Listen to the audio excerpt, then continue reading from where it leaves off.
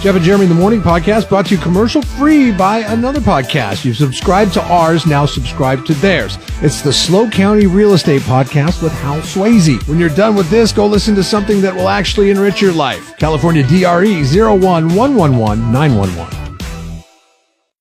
This is the story of Maddie. She is a mom.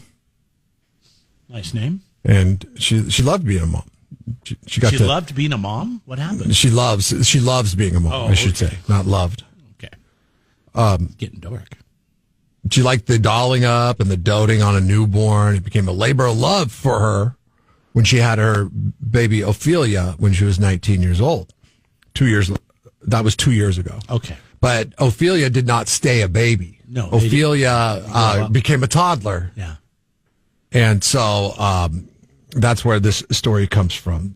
The story of Maddie, who didn't get a replacement. She still has Ophelia, but then she brought something else into the mix. Today I'm going out in public with my daughter and my reborn baby for the first time. My name is Maddie and I'm 19 years old. Ophelia is my daughter. She is 18 months old. This is Forrest. He is my reborn baby. What have you taught Ophelia? You know what a reborn baby is? Oh, I thought she said newborn, but it's hard to understand her. Yeah, right, because the British accent. Yeah. She said reborn baby? Reborn baby. Do I want to know what a reborn is? Is that like, oh, it's not quite done. Put it back in the oven. I would have been a reborn baby because I was premature, like a month. No, I don't know what a reborn baby is. A reborn baby is a lifelike baby doll that's made of plastic that they cost like $4,000 because they look like a baby. They're a very realistic representation of a baby. She refers to Forrest as her son, who will always stay a newborn because he's made of plastic. And oh my God, it's scary how like real they look. That's creepy.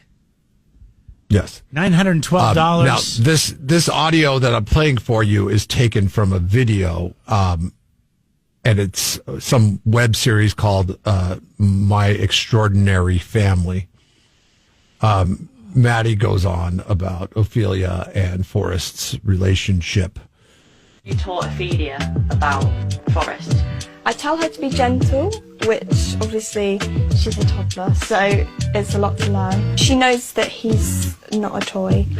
Not a toy. She's to treat Forrest with the same amount of respect that her mom hopefully treats Ophelia with, despite the fact that she is aged out. Before I start judging this poor young 19-year-old messed up girl, is there something going on with her? Could she not have any more babies? Is that why she did this? I don't know. It doesn't go into that from the TikTok. But you would think if that was the reason, that would be the reason. I mean, they would say that, like, oh, she can't have babies, but she wanted to have another baby, so here's her baby.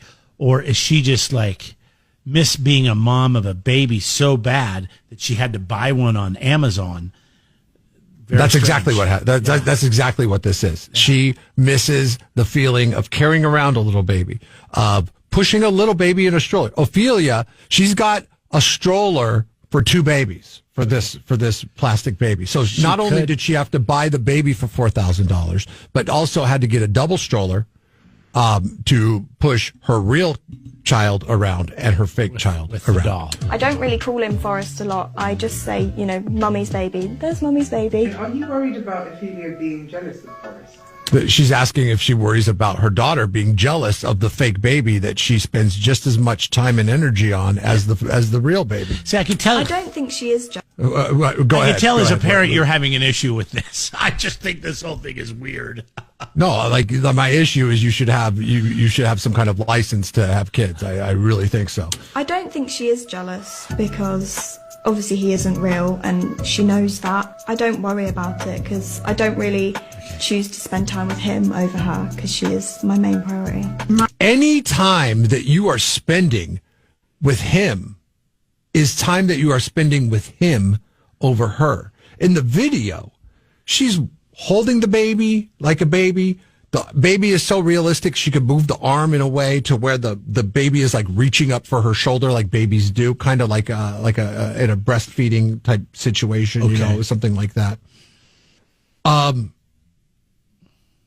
That's a problem.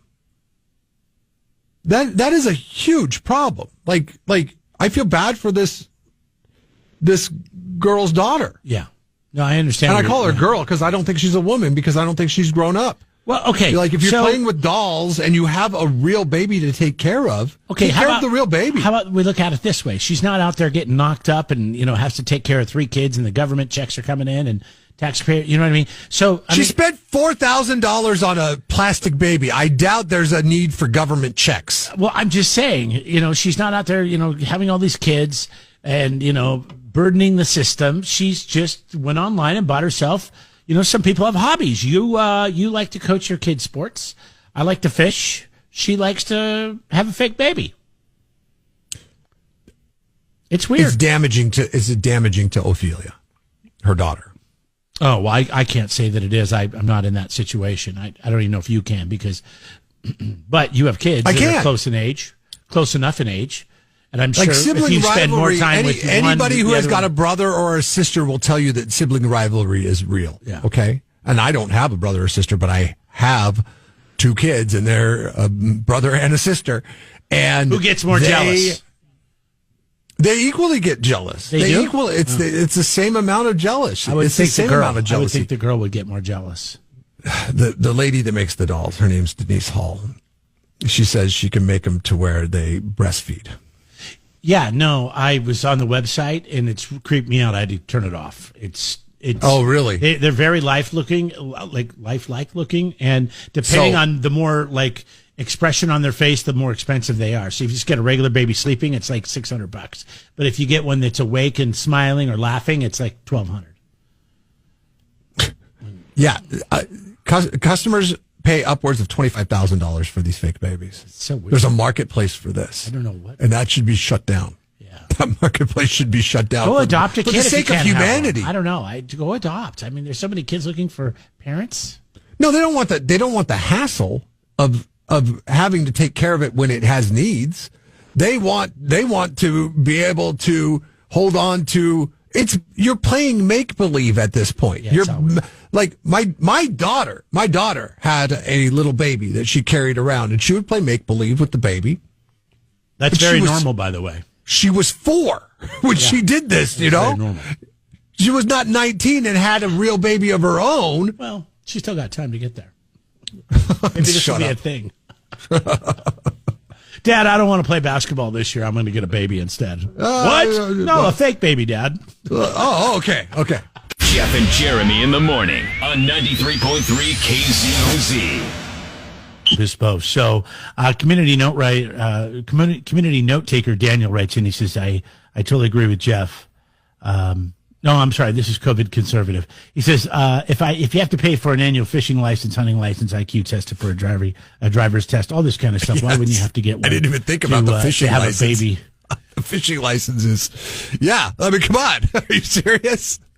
That should be free. I mean, you know my stance on that.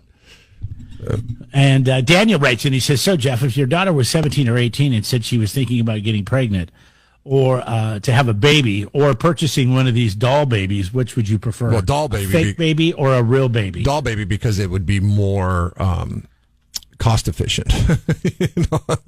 Okay, why don't you take this for a test drive and see how that is? But I'll tell you this right now: it comes with about 500 times the amount of responsibility. So, yeah, I would prefer that you go with the plastic baby. As weird as it is, try the plastic baby out for a while. They did this to us in middle school. They would make us, did you guys do this? I know some schools, they would carry a sack of flour around, which I think is way better than what we did. We had to hollow out an egg. Have you ever hollowed out an egg? Which I have not. Is totally a waste of money right now. So what you have to do, it's the weirdest thing, is you have to poke a little hole in an egg. and then you blow into the egg, and then it comes out another little hole. So you poke 2 little holes, and it creates like a draft, I guess, when you blow into it, and you sit there and you have to blow really hard into the egg, and then the egg empties out into a bowl, and then I think we threw ours away.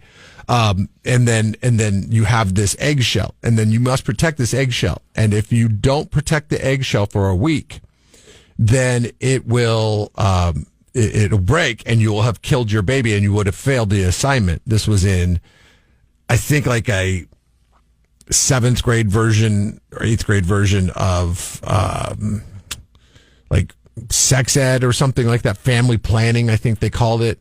And it was, you did this in junior high? Yeah, 8th grade.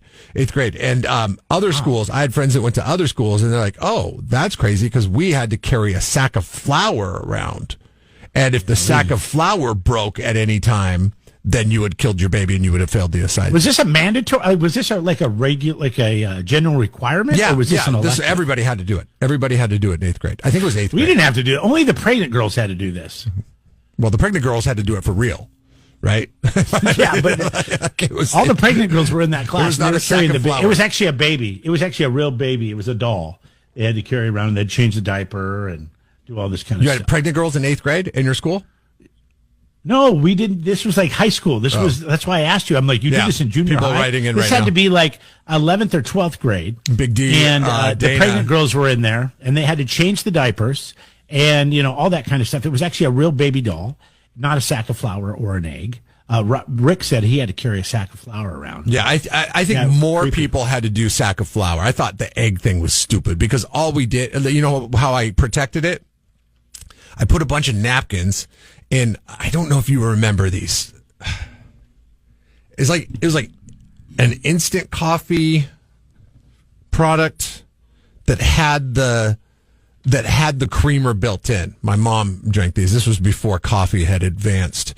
And I think it was like Celestial Seasonings or something like that. I have no idea what it was called. But and so we had an empty one laying around the house. I washed it out.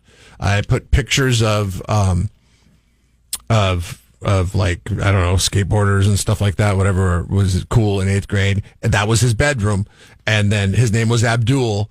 And you had to draw a little face on the egg without cracking the egg. And then, this was post emptying out the egg. And then, put a bunch of napkins and like little washcloths in there. And then the egg never broke. I passed the assignment. And I have kids. So I guess it worked. You didn't break an egg, so here, go ahead and raise a bunch of kids. As many as you want. I must not have did very good on the assignment because I had to wait till I was 38 before I started having kids. Bon Jovi coming up after the break. Jeff and Jeremy in the morning. Listen online at kzoz.com. You don't have to talk. How pathetic can some people You know how be? nice everybody is on a plane because they're afraid they'll die? Excuse me, pardon me, no, you go ahead. Don't worry about me. As soon as we land, New York attitude. Pilot says, ladies and gentlemen, please remain in your seats till we get to the terminal. It's like, yeah, right. Everybody starts throwing their bags on the floor. We're down, baby, we're down. Stewardess flips out, comes running up the aisle. Please, against federal regulation, you have to sit down. We sit down. I'm sitting there thinking, really, what could they do? What are they going to do, take off again? Okay, folks, you want to play games? We're up again. Now we'll show you turbulence. Hey, remember how to use those oxygen masks? Do it! We'll be good, we'll be good. Dumbass of the day. 93.3 KZOZ. Oh, my God, I would pay extra for that. I'd rather pay an extra $45 for that than sit in the exit row. It would be like a ride at an amusement park, right? I just want every one of you morons listening right now to do this as soon as the plane lands or takes off your seatbelt before he pulls up to the gate to take the and then the first person, as soon as the seatbelt sign comes up, to stand up and grab your luggage and stand in the aisle. Like, sit that F down, all right, you loser. You're no better than anybody else. The only time you get a pass is if you have a connecting flight and you are running late. I understand that. And that's when you should hit your call button They should before do a better they land job. and tell the flight attendant, hey, listen, I got to, And can I say that I think the airlines used to do a really good job at that? At like being like, hey, we've got like 6 people that got really tough connections to make. Could everybody sit down? It's been years since I've heard that announcement on an airplane. I mean, it is now they're just like, you know what, we're done with these people. Just let the survival of the fittest. It'll work out at the end of the day. That's what I think they're banking on. It's just a woman on Southwest Airlines. She was going to Phoenix. Wanted to get off the plane before it pushed back from the airport, from the jetway. So what she did was she decided to get naked. Just stand up in the aisle. Everybody's all belted in, ready to go. Here comes Miss Naked, and she starts banging on the cockpit door. There was a passenger that got a video of this. She turned around facing us and stripped all of her clothes off. She then proceeded to make her way back towards the front of the plane and started banging on the cockpit doors, asking to be let in, and she was screaming. When it first happened, it was really scary. And so I guess, this craziness that has been happening on airlines has actually diminished or gone down, or it's not what it used to be. Like, remember back in 21 during the pandemic, it was pretty crazy. Like, all these people were doing all this crazy stuff. It's really dropped in 23, dropped to 24, even less incidents, and 25 so far. It's actually almost where it was last year. We've already had a couple passengers pull some emergency exits, sitting on the tarmac. Not really sure why that happens. But anyways, she got her wish. She got off the plane. And she's now going to be facing fines, and I don't know if she'll get jail time or not for this, but they weren't messing around for that for a while. We'll have to wait and see. Well, I think okay, listen, you strip off naked on a plane, and you're pounding on the pilot's door. I don't care if it's on the tarmac or if it's in the air. Either way, automatic psychiatric hold. Okay, I mean, like. You have to 100% say, there is something wrong with this person, so we need to take care of this person, and there needs to be a trip to a facility that will assess you medically. Do you not agree with that? Do you think we're like, okay, no, I agree with what you're saying. Having a bad day. Let's just go ahead and let them know. That is not. Sorry, I was behavior. Just thinking. I was thinking because I was like, well, I mean, this person's obviously stressed out, right? But what kind of stress causes you to get naked? One of the biggest fears that most people, 99, 100% of people have, I don't know, is to get naked in front of other people. Right. Oh, and it's just not normal behavior. So you need mental help. Issues. You need help. And like we were talking about earlier with the baby, with the fake baby that you carry around, and you tell your daughter, who it should be her toy, but it's your toy, that's mommy's baby. Don't play around with that baby. Like if you're naked on a plane, you're like, okay, you should pass a test to fly on the plane. After that, you need to go into a psychiatric hold, and then once you get out, you're like, okay, we don't know if we can allow you on the flight, because last time you were on the flight, you're stripped naked and you pounded on the pilot's door when it was on the tarmac. Mental illness. You've been complaining about all the mental illness ads you watch on local TV stations. How much of it? How much of it is perpetuated by mental illness ads played on local TV stations? I don't think mental illness ads cause you to strip naked, pound on the cockpit door. No, I don't either. And say, "Let me off the plane." I don't know. The funny thing is, I think the whole premise of those ads is to make everybody think. Because like, how many times have you seen a pharmaceutical ad, and you're like, oh man, I think I have like there's one for like psoriasis. I get itchy skin in the fall. I've never thought that. But I could see how I could see how people. No offense to your wife, but I could see how somebody like your wife would look at it and go, "Oh, wait a second. I have that." Every pharmaceutical commercial she sees, she gets on WebMD. That's the worst thing. And you can't tell me that these, well, maybe you have mental health issues, doesn't have the same effect. The lawn boy Kevin, hey, good to hear from you, buddy. He says the video will be on OnlyFans very soon. God, maybe no. that's the case. But here's the other problem I have is the power of the flight crew on these airplanes. Now, just go with me for a second. Let's say they shut the door, the main cabin door, and she wanted to get off. Like, oh, sorry, ma'am, we shut the door. We cannot reopen that door. That is crap.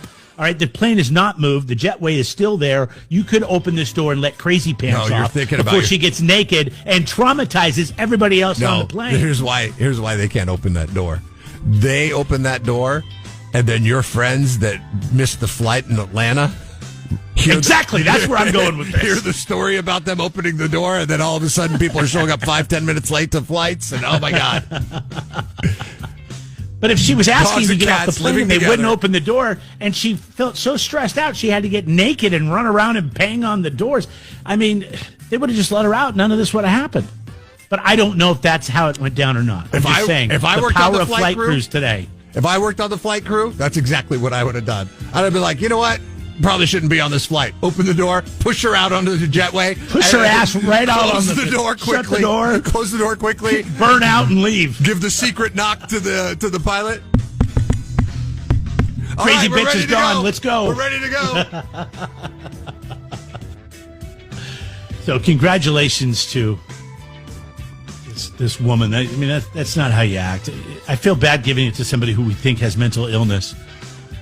I want to give it to the flight crew, but I don't have enough information. Nobody said the flight crew wouldn't let her off. You know that's probably what happened. We just don't have any proof. So in the meantime, crazy lady that got naked. You're Jeff and Jeremy. Dumbass of the day. It's Jeff and Jeremy in the morning on 93.3 KZOZ. Poll question brought to you by Justin Stearns at Assist Home Loans. A recent survey found that couples who sleep naked are happier than those who wear PJs to bed. And or as Jeremy likes to put it when he's feeling ultra manly, jammies. Yeah, jammies. It's so funny. Yesterday in Paso at 5:15 or so, there was double rainbow, and it was amazing, right? So I'm going to pick up dinner for the family, and I get out and I'm like, okay, I got to take a picture of this rainbow. And then as I'm taking a picture of the rainbow, I'm like, God, I hope nobody saw me taking a picture of a rainbow, because it's not very masculine to stop everything and drop everything you're doing to take a picture of a rainbow, right? So then I'm driving down the street, and then another guy is pulled over, and I'm like, oh, thank God that guy is taking a picture of the rainbow. So I don't feel as much of a wuss because I stopped everything because he actually pulled over on the side of the road to take a picture of the rainbow. You should have pulled over and said, hey, my name's Jeff. Would you like to go have tea sometime? Yeah. And then I pull up to a stoplight on 13th and Riverside. And I look over, and somebody's getting out of their car at the paint store there, where the mattress store is, and it's know-it-all Craig. So I roll down the window and I say, "Hey, Craig, what you doing taking the picture of the rainbow?" He goes, "Dude, it's awesome. I got a great panoramic view of it right here." And I said, "Yeah, but I just did that a couple minutes ago, and I thought everybody was going to think I was a little light in the loafers by doing that. And I'm glad to see that you're comfortable in your masculinity too enough to take a picture of a rainbow." He's like, "Hell yeah, I am." So that's the California masculinity. Stop everything you're doing and take a picture of a rainbow. That's how we do it here in the Golden State. It was a pretty remarkable rainbow. I gotta give know-it-all Craig that. The unnamed. What does that have to do with what you wear to bed? It's not very manly to say jammies, just like it's not very manly to pull over and drop everything you're doing and stop and take a picture of a rainbow. Well, we said PJs on the poll, so nobody put down PJs, probably because they don't think it's very manly. But come on, somebody wears PJs. Somebody wears PJs. Under certain shorts, 20%. That's where Jeff and I are at. Just the undies. That's where 40% are at that. And naked all the way. So only 40% are getting naked. Mike writes in, he says, winter in the sweatpants and a T-shirt. Summer, naked. Wendy says, just a nightie, no undies. So she's ready at any time for action. Who said that? And Todd says, wait. Wendy. Who said? Wendy? Okay. She said she wears a nightie but no undies. Okay. Which I understand. That's constricting, right? I mean, I don't know. I wear them, so I wear them, and I wear basketball shorts. Let's see. Sometimes I go basketball shorts, sans undies.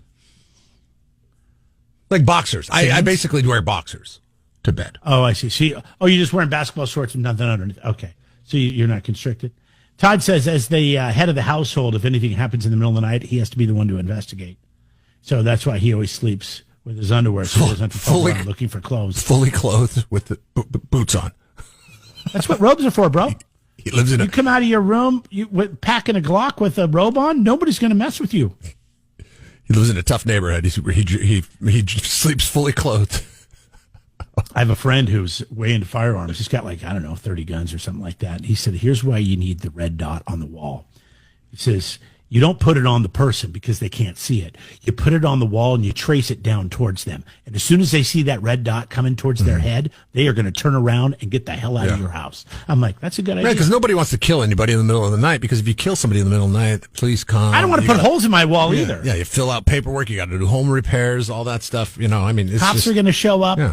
Yeah. But, if I feel threatened, it's worth it. But if I don't feel threatened, then I'm just going to. You might go to jail the way it is. I mean, a lot of people are. You have to have a lot of proof in your own home to shoot somebody that you think is breaking in too. So, anyways, that's my suggestion. Good robe. I've got a couple now. I got a spring summer robe and I got a winter robe, and that's what I keep right there in case I need to pop up and pop a gap. Almost like a trench coat. So you can keep a shotgun underneath that thing. A couple ARs in there or something like that. I'm sure those are illegal. Oversized robe. Vote the poll right now. KCOC.com, brought to you by Justin Stearns at Assist Home Loan. 93.3 KCOC rocks. Jeff and Jeremy in the morning.